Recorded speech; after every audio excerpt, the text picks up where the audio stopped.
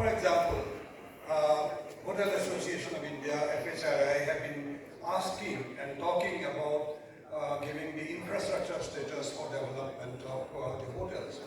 Now, that is not in our interest as much as in the interest of the nation itself, because there is a big mismatch between demand and supply, and we need that infrastructure development.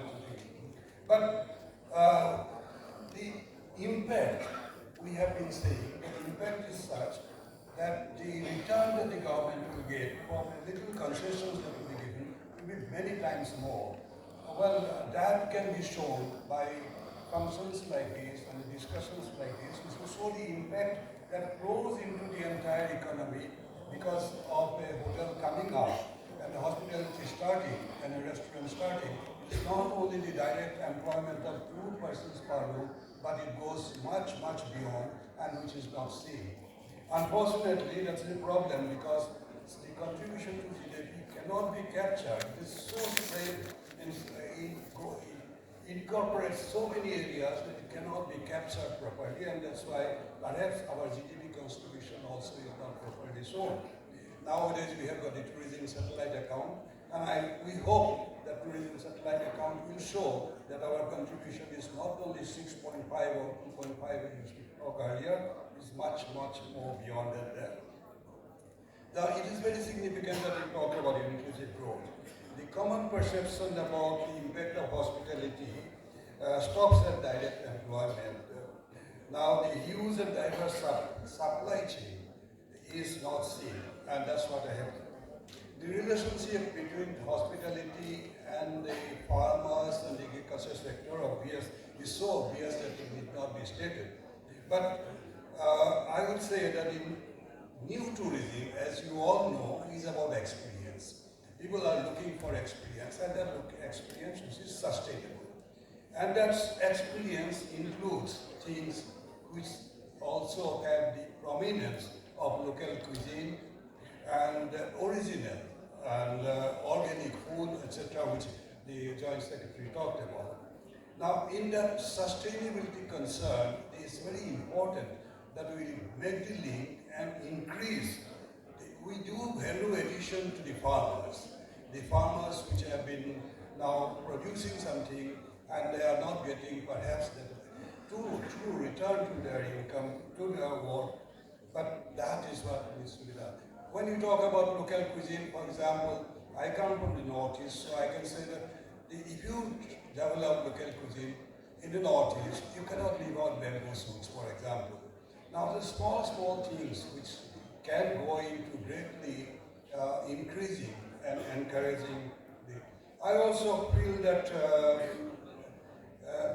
agriculture itself in many areas is an experience, and many countries have started developing responsible rural tourism on the basis of experience with the agriculture sector. There is a possibility that the farmers, producers also do produce, they also can think of some innovations whereby that can also be an additional earning of income.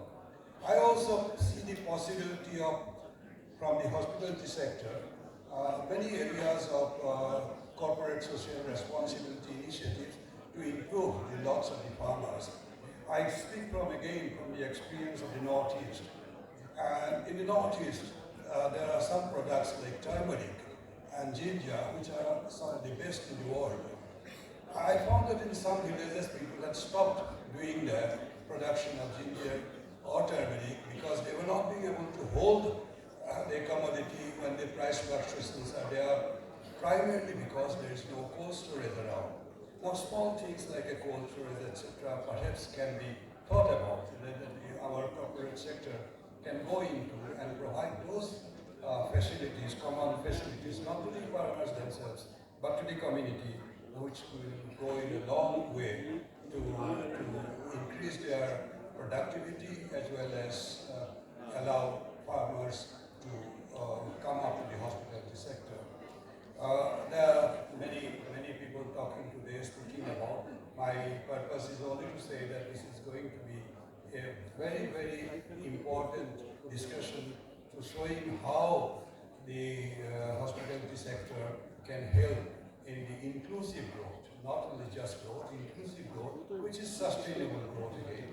And that's where I think the policymakers are here. The linkages can be carried forward by further discussions with the policymakers and all of that. Thank you very much, and I wish you all the best.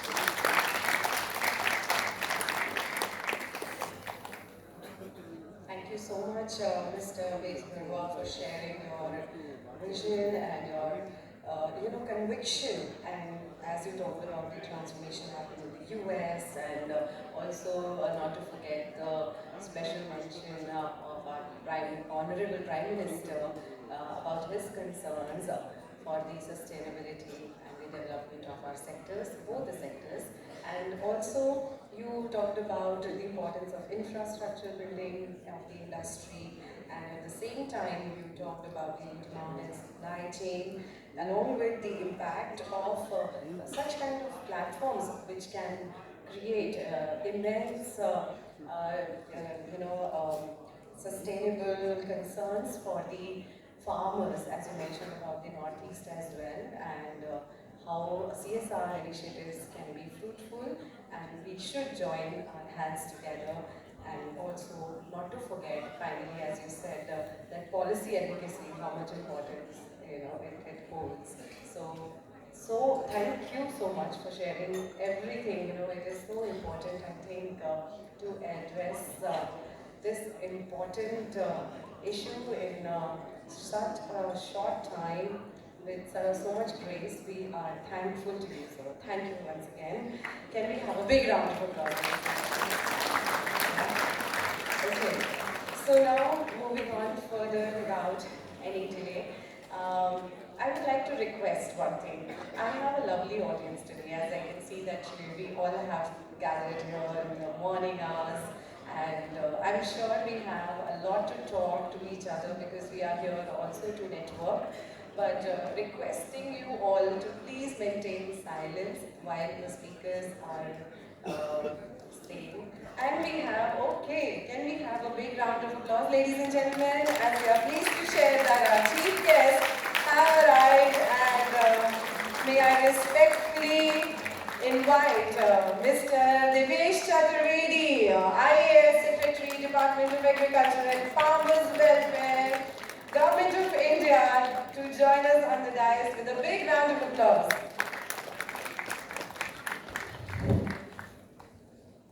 Please give him a big hand and standing ovation for Mr. Devesh Chaturvedi.